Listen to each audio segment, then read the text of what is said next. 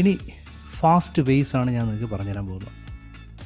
Fast vase എൻ്റെ എക്സ്പീരിയൻസിൽ എനിക്ക് മനസ്സിലായിട്ടുള്ള ഒരുപാട് ഇൻസൈറ്റ്സ് ഉണ്ട്.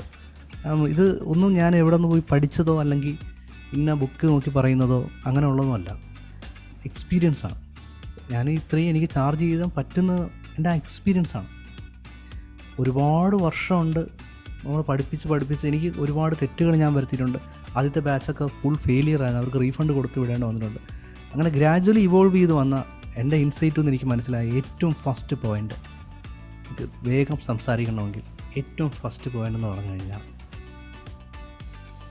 Daily 10 minutes English listening. ദിവസവും 10 മിനിറ്റെങ്കിലും ഇംഗ്ലീഷ് കേൾക്കണം. എന്തുകൊണ്ടാണ് ഇംഗ്ലീഷ് കേൾക്കണം എന്ന് പറയുന്നത്? നമ്മൾ എയിം ചെയ്യുന്നത് എന്തിനാണ്?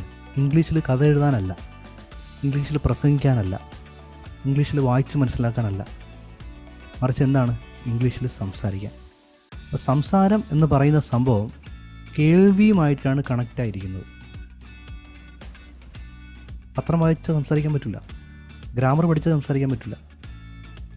ഇതെല്ലാം അഡീഷണൽ ഒരു വളരെ എന്താ പറയുക, ഒരു 100 എടുത്തു കഴിഞ്ഞാൽ ഒരു 2% ഉപയോഗമുള്ള കാര്യമാണ് ഈ പത്രം വായിക്കുന്നതൊക്കെ. It is of no use. പക്ഷേ നിങ്ങൾ കേൾക്കുകയാണെന്നുണ്ടെങ്കിൽ just imagine you have shifted to Tamil Nadu, അല്ലെങ്കിൽ തമിഴ്നാട് നിങ്ങൾക്ക് തമിഴ് അറിയാം ഓൾറെഡി. നിങ്ങൾ കർണാടകയിലൊക്കെ പോയി താമസിക്കുവാണ്. ഒരു 6 മാസം അല്ലെങ്കിൽ 1 വർഷം കഴിയുമ്പോൾ ഓട്ടോമാറ്റിക്കലി നിങ്ങൾ കന്നഡ സംസാരിക്കും. അവിടെ എങ്ങനെയാണ് നിങ്ങൾക്ക് സംസാരിക്കാൻ സാധിക്കുന്നത്? നിങ്ങൾക്ക് സാധിക്കുന്നത് ലിസണിങ്ങിലൂടെയാണ്.